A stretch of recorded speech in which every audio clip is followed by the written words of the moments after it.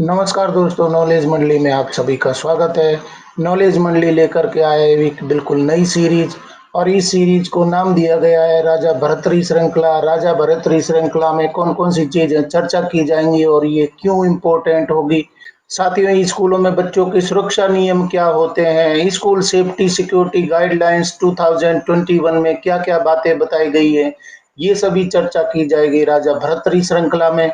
राजा भर्तृहरि श्रृंखला बिल्कुल यूनिक और नायाब है, जिसमें बच्चों के सेफ्टी और सिक्योरिटी पर चर्चा की जाएगी और ये सभी क्वेश्चंस आने वाले हैं। For the post of principal, vice principal, PGT, TGT, PRT, HM, ACDC, warden and other post in EMRS, KVS, NVS, DSSB, CTET, REET and other examinations. साथियों, नॉलेज मंडली आपके लिए सारे कंटेंट हैं वो चक्रवाती प्लान के तहत अवेलेबल करवा रहा है, जिसमें सभी राष्ट्रीय स्तर पर होने वाली भर्ती परीक्षाओं जैसे एकलव्य मॉडल आवासीय स्कूल, केंद्रीय विद्यालय, नवोदय विद्यालय, दिल्ली गवर्नमेंट स्कूल एवं समस्त राज्य सरकार की शिक्षक भर्ती परीक्षाओं के लिए ये सभी क्वेश्चंस हैं वो उपयोगी होंगे। मित्रों, चलिए शुरू करते हैं। राजा भर्तृहरि श्रृंखला 1 का पहला क्वेश्चन देख लेते हैं। How much time does a child spend in school on each working day. एक बच्चा प्रत्येक कार्य दिवस पर स्कूल में कितना समय व्यतीत करता है। एक एवरेज टाइम क्या होता है कि बच्चा स्कूल गया है तो कितना टाइम वहां पर उसके द्वारा स्पेंड किया जाता है। ऑप्शन देख लेते हैं। Half a day, full day, a quarter of the day, a few moments of the day. तो कितना समय उसके द्वारा व्यतीत किया जाता है। बच्चा विद्यालय में जाता है तो कितना टाइम उसके द्वारा स्पेंड किया जा रहा है। एवरेज टाइम है, प्रत्येक वर्किंग डे में कितना आएगा। सही उत्तर हमारा क्या हो जाएगा, ए हो जाएगा, हाफ ए डे। मतलब कि आधा समय है, दिन का कम से कम आधा समय है वो प्रत्येक कार्य दिवस में विद्यालय में बिता रहा है। तो एक बच्चे के लिए स्कूल है वो कितना इंपॉर्टेंट हो जाएगा, कितना समय स्कूल में बिता रहा है। वो लगभग आधा दिन है वो अपने विद्यालय में बिता रहा है।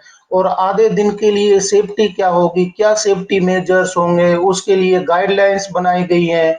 School safety and security guidelines 2021 में आए थे। तो क्या-क्या गाइडलाइंस हैं, क्यों ज़रूरी हो जाते हैं, सेफ्टी मेजर्स हैं, क्यों ज़रूरी हो जाते हैं, क्योंकि बच्चा लगभग आधे समय है, दिन का आधा समय विद्यालय में बिता रहा है। तो वहाँ पर उसकी किस प्रकार से सेफ्टी की जाएगी। राजा भर्तृहरि श्रृंखला में ये बातें हम चर्चा करेंगे। सही उत्तर यहाँ पर हो रहा है हाफ ए डे। देख लेते हैं question number second. While hearing which writ petition, the Honorable Supreme Court sought guidance to frame guidelines for fixing the accountability of the school management in the matter of safety of the children studying in the school। किस writ याचिका पर सुनवाई करते हुए माननीय सर्वोच्च न्यायालय ने स्कूल में पढ़ने वाले बच्चों की सुरक्षा के मामले में स्कूल प्रबंधन की जवाबदेही तय करने के लिए दिशा निर्देश बनाने के लिए मार्गदर्शन मांगा था। मतलब कि गाइडलाइन तैयार करना है, अकाउंटेबिलिटी निश्चित करनी है, फिक्स करनी है, कौन जिम्मेदार होगा, इसके लिए गाइडलाइंस तैयार करने के लिए मार्गदर्शन मांगा था। तो ये रिट पिटीशन कौन सा था, ऑप्शन देख लेते हैं। Writ petition criminal number 136 of 2017, writ petition civil number 874 of 2017, school safety and security bill 2021 और डी ऑप्शन हो जाएगा ए एंड बी ओनली। सही उत्तर हमारा हो जाएगा D, A and B only. Writ petition criminal number 136 of 2017 and writ petition civil number 874 of 2017। मतलब कि ये दो रिट पिटीशन लगाई गई थी। रिट पिटीशन 136 क्रिमिनल के तहत लगाई गई थी और रिट पिटीशन सिविल पिटीशन लगाई गई थी 874 2017 में। इनके तहत फैसला सुनाते समय उन्होंने कहा था, माननीय सुप्रीम कोर्ट ने कहा था कि स्कूल प्रबंधन की जवाबदेही निश्चित करने के लिए, बच्चों की संरक्षा सुरक्षा के लिए जवाबदेही निश्चित करने के लिए गाइडलाइन बनाई जाए। तो ये आदेश दिए गए थे। रिट पिटीशन क्रिमिनल 136 और रिट पिटीशन सिविल नंबर 874 के तहत 2017 में ये फैसला आया था। सही उत्तर हमारा हो जाएगा डी, हो जाएगा A and B only. Question देख लेते हैं third. Who was ordered by the Honorable Supreme Court to prepare guidelines for the safety of students studying in schools। माननीय सर्वोच्च न्यायालय ने स्कूलों में पढ़ने वाले बच्चों की सुरक्षा के लिए दिशा निर्देश तैयार करने का आदेश किसे दिया? किसे कहा गया था कि आप कोई गाइडलाइंस तैयार करिए जिससे कि बच्चों की सेफ्टी सिक्योरिटी है वो इंश्योर की जा सकती है? हमारे ऑप्शन हो जाएंगे secretary department of school education, ministry of education of India, education minister of India, minister of home affairs, secretary of defence ministry. माननीय सर्वोच्च न्यायालय ने रिट पिटीशन को सुनते हुए क्या आदेश दिए गए थे? किसको कहा गया था कि आप गाइडलाइंस दिशा निर्देश तैयार करिए? इसका आदेश किसे दिया गया था? सही उत्तर हमारा हो जाएगा ए हो जाएगा secretary department of school education, ministry of education है। शिक्षा मंत्रालय के जो एजुकेशन डिपार्टमेंट के सचिव हैं उनको ये बात बताई गई थी कि आप गाइडलाइन तैयार करिए बच्चों की सुरक्षा से संबंधित। सही उत्तर हमारा हो जाएगा ये हो जाएगा secretary department of school education, ministry of education of India को बोला गया था। नया सवाल देख लेते हैं फोर्थ क्या सवाल हो जाएगा? अगला सवाल फोर्थ में क्या बताया गया है? It has been decided to prepare a comprehensive manual for the safety of students under the chairmanship of the secretary school education and literacy. The guidelines issued earlier by which departments will also be included in this manual. स्कूली शिक्षा एवं साक्षरता सचिव की अध्यक्षता में छात्रों की सुरक्षा के लिए एक व्यापक मैनुअल तैयार करने का निर्णय लिया गया है। इस नियमावली में किन किन विभागों द्वारा पूर्व में जारी दिशा निर्देश भी सम्मिलित किए जाएंगे? मतलब कि गाइडलाइन तैयार करनी है किसके अध्यक्षता में? सचिव की अध्यक्षता में करनी है। जो ministry of school education and literacy के जो सेक्रेटरी है उनकी अध्यक्षता में ये गाइडलाइंस तैयार करनी है। इस मीटिंग में बताया गया कि पहले से जो जारी नियमावली है या कोई गाइडलाइंस है, सुरक्षा मेजर्स है, उनको भी शामिल किया जाएगा। कौन-कौन से गाइडलाइंस को शामिल कर लिया गया है? ऑप्शन देख लेते हैं। Guidelines for protection of child rights NCPCR in 2017, national disaster management guidelines on school safety policy 2016 by NDMA, guidelines for school safety and security by state UT government, और डी ऑप्शन हो जाएगा all the above. सही उत्तर हमारा होगा D all the above. स्कूली शिक्षा एवं साक्षरता सचिव की अध्यक्षता में छात्रों की सुरक्षा के लिए एक व्यापक मैनुअल तैयार करने का निर्णय लिया गया है उस मीटिंग में। इस नियमावली में किन किन विभागों द्वारा पूर्व में जारी दिशा निर्देश भी सम्मिलित किए जाएंगे? तो ये सभी दिशा निर्देश हैं वो भी शामिल किए जाएंगे उस व्यापक मैनुअल में। कौन-कौन से दिशा निर्देश हैं? Guidelines for protection of child rights NCPCR के जो गाइडलाइंस है बच्चों की सुरक्षा के लिए उनको शामिल किया जाएगा इस मैनुअल में। इसके साथ में ही national disaster management guidelines on school safety policy 2016 में बनाए गए थे एनडीएमए के द्वारा, वो भी सम्मिलित किए जाएंगे। और साथ में ही guidelines for school safety and security by state UT government, अगर स्टेट और यूटी गवर्नमेंट ने कोई गाइडलाइंस बनाए हुए पहले से ही एग्जिस्टिंग कोई नियम है उनको भी शामिल किया जाएगा। व्यापक मैनुअल तैयार करते समय सभी गाइडलाइंस हैं वो शामिल की जाएंगी। एनसीपीसीआर की जो भी गाइडलाइंस हैं वो शामिल की जाएंगे। इसके साथ में एनडीएमए के द्वारा जो गाइडलाइंस बनाई गई है उनको भी शामिल किया जाएगा। और साथ में स्टेट और यूटी गवर्नमेंट के द्वारा कोई नियम बनाए हुए हैं तो इन नियमों को भी व्यापक मैनुअल तैयार करते समय या गाइडलाइंस तैयार करते समय शामिल किया जाएगा। जो एग्जिस्टिंग रूल्स है या रेगुलेशंस बनाए गए हैं। सही उत्तर हमारा हो जाएगा डी हो जाएगा all the above. School safety security के तहत नया सवाल देख लेते हैं। अगला पांचवा सवाल क्या हो जाएगा? फिफ्थ क्वेश्चन क्या हो जाएगा हमारा? When a child is at school, the school has actual charge or control over the child, and if the school willfully neglects in any way likely to cause unnecessary mental or physical suffering to the child, which law would it be violating? जब कोई बच्चा school में होता है तो school का बच्चे पर वास्तविक प्रभार यानी कि कंट्रोल होता है और जिम्मेदारी होती है। और यदि स्कूल जानबूझकर उपेक्षा करता है, उसकी सेफ्टी सिक्योरिटी के मामले में कोई उपेक्षा की जाती है विद्यालय के द्वारा, जिससे किसी भी तरह से बच्चे को अनावश्यक मानसिक और शारीरिक पीड़ा होने की संभावना है, तो ये किस कानून का उल्लंघन माना जाएगा? कौन से कानून का उल्लंघन माना जाएगा? क्योंकि बच्चा जब स्कूल में है तो कंट्रोल और एक्चुअल चार्ज और कंट्रोल है वो किसके हाथ में है? विद्यालय के हाथ में है। तो इसकी जिम्मेदारी क्या होगी? बच्चे के लिए कोई नुकसान नहीं हो, कोई अनावश्यक मेंटल और फिजिकल सफरिंग उसको ना हो, तो उसकी जिम्मेदारी है वो क्या होगी? विद्यालय की होगी। और अगर जानबूझकर विद्यालय इन नियमों का या बच्चे की सेफ्टी सिक्योरिटी के मामले में किसी भी तरीके की लापरवाही बरती जाती है विद्यालय के द्वारा, तो कौन से नियमों का उल्लंघन माना जाएगा? कौन से कानून का उल्लंघन माना जाएगा? ऑप्शन देख लेते हैं। Protection of women from domestic violence act 2005, juvenile justice act 2015, POSH act 2013, POCSO act 2012। सही उत्तर हमारा हो जाएगा बी, जुवेनाइल जस्टिस एक्ट 2015 का उल्लंघन माना जाएगा। जब कोई बच्चा स्कूल में होता है तो स्कूल का बच्चे पर वास्तविक प्रभार और नियंत्रण होता है। यदि स्कूल जानबूझकर उपेक्षा करता है जिससे किसी भी तरह से बच्चे को अनावश्यक मानसिक या शारीरिक पीड़ा होने की संभावना है, तो ये किस कानून का उल्लंघन होगा? जुवेनाइल जस्टिस एक्ट 2015 के तहत कार्रवाई की जाएगी। ये इस कानून का उल्लंघन माना जाएगा, स्कूल प्रशासन पर कार्रवाई होगी। सही उत्तर हमारा हो जाएगा बी, हो जाएगा जुवेनाइल जस्टिस एक्ट 2015। साथियों, नया सवाल देख लेते हैं। सिक्स, सेफ्टी सिक्योरिटी के मामले हैं वो बहुत ही उठ रहे हैं विद्यालयों में, और इन सभी को कैसे रोका जाए इसके बारे में देख लेते हैं। नया सवाल सिक्स में क्या बताया गया है? Who has the responsibility of ensuring safety of children in schools? स्कूलों में बच्चों की सुरक्षा सुनिश्चित करने की जिम्मेदारी किसकी है? Parents, oblique guardian, courts, judiciary bodies, school management, principal, head of school, police, NGOs.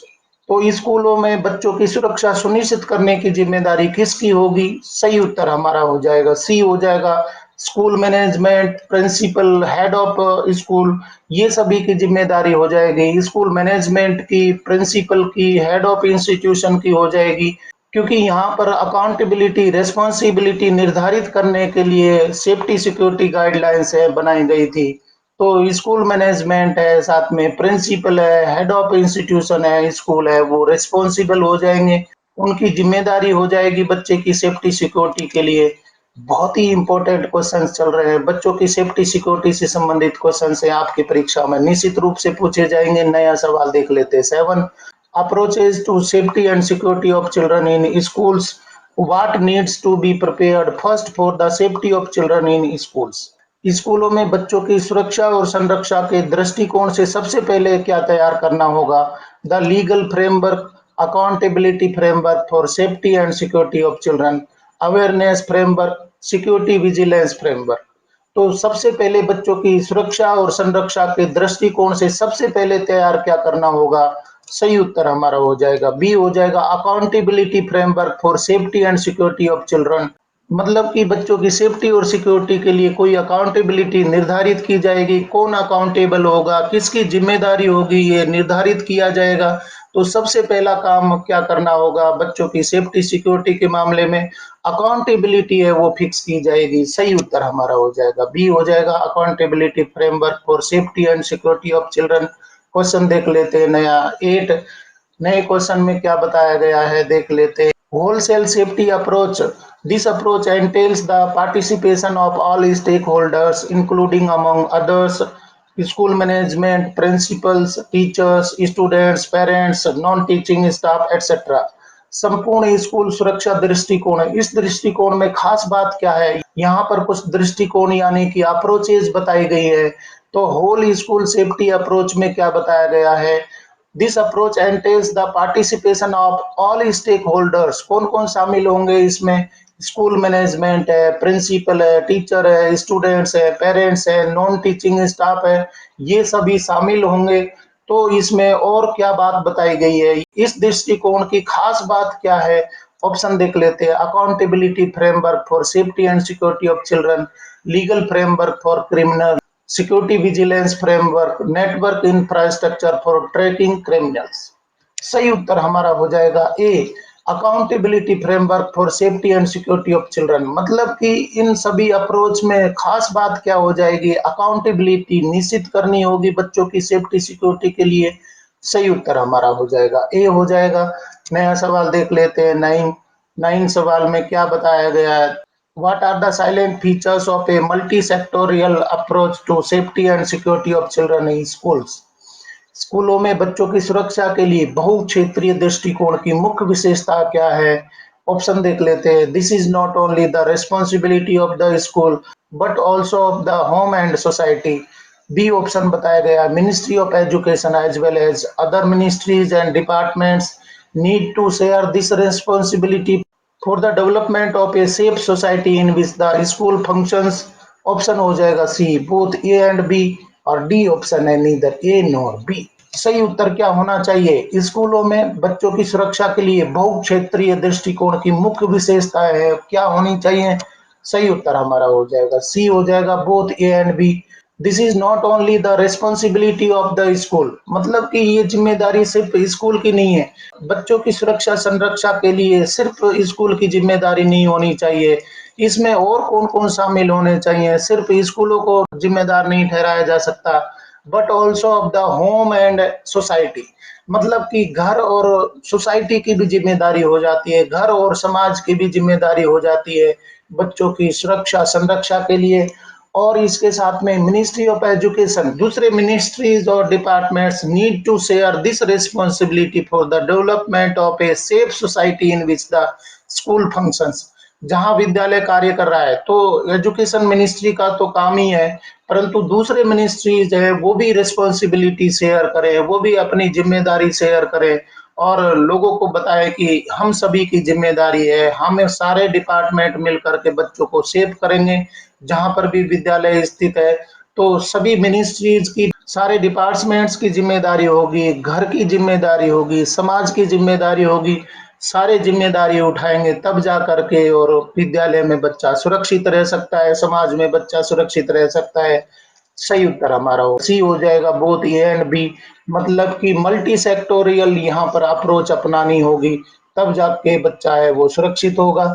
अगला सवाल देख लेते हैं। टेंथ टेंथ सवाल में क्या बताया गया ये देख लेते हैं। 10वें सवाल में क्या बताया गया? 10वें सवाल में क्या बताया गया? The national disaster management authority NDMA, यहाँ फुल फॉर्म भी पूछे जाते हैं तो एनडीएमए का फुल फॉर्म भी दे दिया गया है। The national disaster management authority has prepared guidelines for the school safety policy 2016 with the objective of ensuring a safe learning environment। NDMA works under which ministry? बहुत ही इंपॉर्टेंट क्वेश्चन है। इस प्रकार के question है वही परीक्षा में पूछे जाते हैं। और साथियों नया कोई तरीका है तो आप कमेंट करिए। एनडीएमए मतलब कि नेशनल डिजास्टर मैनेजमेंट अथॉरिटी है, उसने एक गाइडलाइन बनाई गई है, स्कूल सेफ्टी पॉलिसी बनाई गई है 2016 में। सेफ लर्निंग एनवायरनमेंट बनाना है तो हिंदी अर्थ भी देख लेते हैं। राष्ट्रीय आपदा प्रबंधन प्राधिकरण एनडीएमए ने सुरक्षित शिक्षण वातावरण सुनिश्चित करने के उद्देश्य से स्कूल सुरक्षा नीति 2016 के लिए दिशा निर्देश तैयार किए। एनडीएमए किस मंत्रालय के अंतर्गत काम करता है? एनडीएमए है वो कौन सी डिपार्टमेंट मिनिस्ट्री के अंदर काम करता है? ये भी क्वेश्चन है वो पूछ लिए जाते हैं। ऑप्शन देख लेते हैं। Ministry of water resources, river development and Ganga rejuvenation, ministry of home affairs, ministry of education, ministry of environment forest and climate change. NDMA किसके तहत कार्य करती है? सही उत्तर हमारा हो जाएगा बी, हो जाएगा मिनिस्ट्री ऑफ होम अफेयर्स, मतलब कि राष्ट्रीय आपदा प्रबंधन प्राधिकरण है वो किसके अंदर काम कर रहा है? गृह मंत्रालय के अंदर कार्य करता है। गृह मंत्रालय के तहत ये कार्य करता है तो ये भी पूछ लिया जाता है। गृह मंत्रालय के तहत एमडीएमए कार्य करेगा।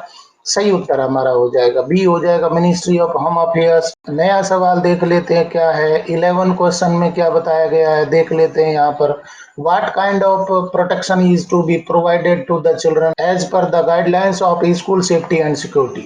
स्कूल सुरक्षा एवं संरक्षा के दिशा निर्देशों के अनुसार बच्चों को किस प्रकार की सुरक्षा प्रदान की जानी है, मतलब कि इन गाइडलाइंस के तहत कैसी सुरक्षा दी जाएगी, कैसी सेफ्टी और सिक्योरिटी दी जाएगी बच्चों को। ऑप्शन हमारे हो जाएंगे creating safe environment for children starting from the transportation from their homes to their schools and back, और सी ऑप्शन हो जाएगा both A and B, D option होगा ए ओनली। सही उत्तर हमारा हो जाएगा C, both A and B. Creating safe environment for children मतलब कि सुरक्षित वातावरण बच्चों को देना है, और उसकी शुरुआत है वो कहाँ से होगी? from the transportation from their homes to their schools and back. यहाँ पर ट्रांसपोर्टेशन बच्चों को घर से ले जाना और वापस छोड़ने तक की जिम्मेदारी है। उसके लिए क्या करना होगा, स्कूल सेफ्टी सिक्योरिटी गाइडलाइंस हैं वो शामिल की जाएंगी। यानी कि ऐसा नहीं है कि सिर्फ विद्यालय में सुरक्षित करना है, विद्यालय के अलावा बच्चे हैं घर से आते हैं और वापस जाते हैं, तो ये रास्ते के लिए भी क्या होना चाहिए, सेफ्टी मेजर्स हैं वो होने चाहिए। सही उत्तर हमारा हो जाएगा सी हो जाएगा, both A and B. Question number 12 में क्या पूछा गया है, क्वेश्चन नंबर 12 देख लेते हैं। A situation in which hazards and conditions leading to physical, physiological और material harm are controlled in order to preserve the health and well-being of individuals and the community is called as। ऐसी स्थिति जिसमें व्यक्तियों और समुदाय के स्वास्थ्य और कल्याण को संरक्षित करने के लिए शारीरिक, मनोवैज्ञानिक या भौतिक क्षति की ओर ले जाने वाले खतरों और स्थितियों को नियंत्रित किया जाता है, क्या कहलाती है। बहुत ही सिंपल सा क्वेश्चन है, क्या बोलेंगे उसको, ऐसी स्थिति जहां पर व्यक्तियों और समुदाय के स्वास्थ्य और कल्याण को संरक्षित करने के लिए शारीरिक, मनोवैज्ञानिक और भौतिक क्षति की ओर ले जाने वाले खतरों और स्थितियों को नियंत्रित किया जाता है, तो वो कंडीशन क्या कहलाती है, जहां पर इन सभी खतरों और स्थितियों को कंट्रोल में किया जाता है, खतरों से बचाया जाता है, तो क्या कहलाती है वो condition, safety, security, protection, support. सही उत्तर हमारा हो जाएगा ए, सेफ्टी। सुरक्षा किसको कहेंगे, सुरक्षा ऐसी स्थिति जिसमें व्यक्तियों और समुदाय के स्वास्थ्य और कल्याण को संरक्षित करने के लिए शारीरिक, मनोवैज्ञानिक और भौतिक क्षति की ओर ले जाने वाले खतरों और स्थितियों को नियंत्रित किया जाता है, तो वो क्या कहलाती है, सेफ्टी कहलाती है। यहाँ पर शब्दों के मीनिंग है वो भी पूछ लिए जाते हैं। सही उत्तर हमारा हो रहा है ए हो रहा है। नया सवाल देखते हैं 13 क्वेश्चन में क्या बताया गया है, देख लेते हैं यहाँ पर। What is a condition that is created taking measures in coordination with concerned people to make the environment free of crime, violence and injury? वह कौन सी स्थिति है जो माहौल को अपराध, हिंसा और चोट से मुक्त बनाने के लिए संबंधित लोगों के समन्वय से उपाय करके बनाई जाती है, तो वो कंडीशन क्या कहलाती है, सेफ्टी, सिक्योरिटी, प्रोटेक्शन, सपोर्ट। वह स्थिति जो माहौल को अपराध और हिंसा, चोट से मुक्त बनाने के लिए संबंधित लोगों के समन्वय से उपाय करके बनाई जाती है, वो कंडीशन क्या कहलाती है। सही उत्तर यहाँ पर हो जाएगा बी हो जाएगा, सिक्योरिटी बोलेंगे। संरक्षा का मतलब होता है वह स्थिति जो माहौल को अपराध, हिंसा और चोट से मुक्त बनाने के लिए संबंधित लोगों के समन्वय से उपाय करके बनाई जाती है, उसको क्या बोलेंगे, संरक्षा बोलेंगे या सिक्योरिटी बोलेंगे। सही उत्तर हमारा हो जाएगा बी हो जाएगा। साथियों क्वेश्चन पसंद आ रहे हैं तो लाइक बटन दबाइए। नया सवाल देख लेते हैं 14। According to section 21 first of the RTE act 2009 which committee is to be constituted.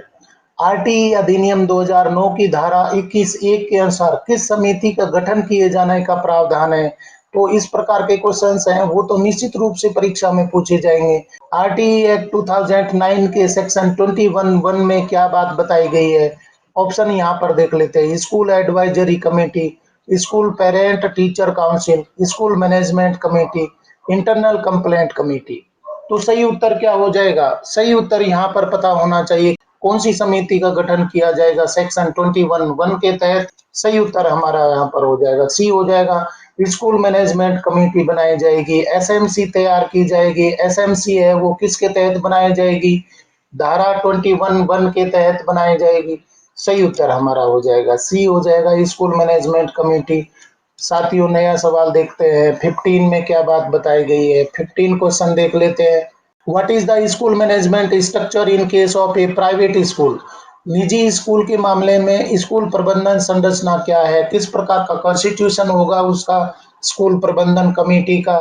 यहाँ पर ऑप्शन हमारे हो जाएंगे। An administrative setup of school system in which a group of persons like owner, trustee, principal, vice principal, senior teacher, superintendent of a hostel in case of residential school, student leader and any other school person who is entrusted with the duty to supervise, plan, organize, review and evaluate various aspects of an educational institution in formal way, that is a school order, notice, duty chart, etc. और C option है, it is also responsible for monitoring and managing the overall strategies, directions, finances, performance and policies of a school and provides advice and guidance to the principal of the school. और D option हो जाएगा all the above. तो सही उत्तर हमारा हो जाएगा D, all the above. What is the school management structure in case of A private school है तो क्या स्ट्रक्चर होनी चाहिए? N administrative setup of school system, यहाँ पर एडमिनिस्ट्रेटिव सेटअप होना चाहिए in which a group of persons like owner, trustee, principal, vice principal, senior teacher, superintendent of a hostel in case of residential school, ये सभी administrative setup में शामिल होंगे। Student leader भी शामिल होगा and any other such person who is entrusted with the duty to supervise, plan, organize, review and evaluate various aspects of an educational institution in formal way, तो ये भी शामिल किए जाएंगे। और ये क्या कार्य करेंगे? स्कूल ऑर्डर दे सकते हैं, नोटिस दे सकते हैं, ड्यूटी चार्ट बना सकते हैं, तो स्कूल लीडर को भी शामिल किया जाएगा। इसके साथ में it is also responsible for monitoring and managing the overall strategies, directions, finance and performance and policies of a school and provide advice and guidance to the principal of the school. तो ये क्या हो जाएंगे? School management structure हो जाएगी। Private school के लिए कौन कौन लोग होंगे, क्या उसके कार्य हो जाएंगे? सही उत्तर हमारा हो जाएगा डी हो जाएगा। सभी जिम्मेदार होंगे, सभी की जिम्मेदारी होगी, रिस्पॉन्सिबिलिटी होगी, और कौन कौन उसमें शामिल होगा ये बताया गया है। नया सवाल देख लेते हैं 16। What are the class oblique grade wise meetings called by the school between the parents and teachers for the progress of the children? बच्चों की प्रगति के लिए स्कूलों द्वारा अभिभावकों और शिक्षकों के बीच कक्षा या ग्रेड बार बुलाई गई बैठकें क्या कहलाती है? आपको निश्चित रूप से पता है, परंतु इस प्रकार के क्वेश्चन पूछ लिए जाते हैं और इस प्रकार के क्वेश्चन नहीं करके आते हैं, इस प्रकार के क्वेश्चन गलत करके आ जाते हैं, तो एग्जाम हाल से बाहर निकल करके चेहरा देखने लायक बनता है। यहाँ पर ऑप्शन देख लेते हैं। School advisory committee SSC, parents teacher association PTC, school management committee SMC, parent teachers meeting PTM. तो बच्चों की प्रगति के लिए स्कूलों द्वारा अभिभावकों और शिक्षकों के बीच कक्षा या ग्रेड वार बुलाई गई बैठकें क्या कहलाती है? सही उत्तर हमारा हो जाएगा डी हो जाएगा। पेरेंट्स टीचर मीटिंग हो जाएगी, यानी कि पीटीएम होगी। पीटीएम है वो कक्षा या ग्रेड वार होती है, अभिभावकों और शिक्षकों के बीच में बच्चे की क्या प्रोग्रेस है उसको जानने के लिए, उसको समझाने के लिए, कोई प्रॉब्लम है उसको चर्चा करने के लिए पीटीएम है वो बुलाई जाती है। तो बहुत ही इंपॉर्टेंट क्वेश्चन है, यहाँ पर सही उत्तर हो रहा है डी हो रहा है। साथियों क्वेश्चन पसंद आ रहे हैं तो अपने मित्रों को जरूर बताइए। नया सवाल देख लेते हैं 17। What is the term for school defined under 2N of RTA Act 2009? RTE अधिनियम 2009 के खंड 2N के तहत स्कूल शब्द में कौन से परिभाषित है? मतलब कि कौन कौन से स्कूल है वो स्कूल शब्द में परिभाषित किए गए हैं, कहां पर? आरटीई एक्ट 2009 के 2N में बताया गया है। यहाँ पर सेक्शन 2N में स्कूल शब्द है वो परिभाषित किया गया है। तो कौन कौन से स्कूल इसमें शामिल हो जाएंगे? ऑप्शन देख लेते हैं। Any recognised school imparting elementary education and includes a school established, owned or controlled by the appropriate government or a local authority, an added school receiving aid or grants to meet whole or part of its expenses from the appropriate government or the local authority, a school belonging to a specified category, and an unaided school not receiving any kind of aid or grants to meet its expenses from the appropriate government or the local authority। और D option हो जाएगा all the above. निश्चित रूप से आपको पता है RTE अधिनियम 2009 के खंड 2N के तहत स्कूल शब्द में कौन कौन से स्कूल शामिल हो जाएंगे? सही उत्तर हमारा हो जाएगा डी हो जाएगा ऑल दी अबव। सभी स्कूल होंगे। Any recognised school imparting elementary education, कोई भी रिकॉग्नाइज्ड या मान्यता प्राप्त स्कूल है जो एलिमेंट्री एजुकेशन से संबंधित है, जिसमें शामिल होंगे स्कूल एस्टेब्लिश्ड, ओन्ड और controlled by the appropriate government और ए लोकल बॉडी। स्कूल स्थापित और संचालित और कंट्रोल किए जाते हैं एप्रोप्रिएट गवर्नमेंट के द्वारा या लोकल बॉडी के द्वारा, उसको हम स्कूल शब्द में शामिल करेंगे। और साथ में बी ऑप्शन में बताया गया है an aided school receiving aid और ग्रांट्स टू मीट होल और पार्ट्स ऑफ इस एक्सपेंसेज, यानी कि पार्शियल या पूरे एक्सपेंसेज है वो ग्रांट के द्वारा चलाए जा रहे हैं, एड के द्वारा चलाए जा रहे हैं। किससे प्राप्त होते हैं? एप्रोप्रिएट गवर्नमेंट और लोकल बॉडी से, तो भी वो क्या माने जाएंगे? स्कूल शब्द में शामिल हो जाएंगे। और साथ में ही school belonging to specified category, मतलब कि विशेष विद्यालय होते हैं, and an unaided school not receiving any kind of aid और ग्रांट्स, वो भी शामिल किए जाएंगे। कोई भी एड या ग्रांट नहीं मिलता है to meet its expenses from the appropriate government और द लोकल अथॉरिटी, मतलब कि यहाँ पर गवर्नमेंट स्कूल है, एडेड स्कूल है, और साथ में प्राइवेट स्कूल है जहाँ पर कोई ग्रांट नहीं प्राप्त होता है, मिशनरी स्कूल है या कोई धार्मिक विद्यालय खोले जा रहे हैं, ये सभी किस में आ जाते हैं? आरटी एक्ट 2009 के 2N के तहत सभी स्कूल शब्द में शामिल हो जाते हैं। सही उत्तर हमारा हो जाएगा डी हो जाएगा, ऑल दी अबव।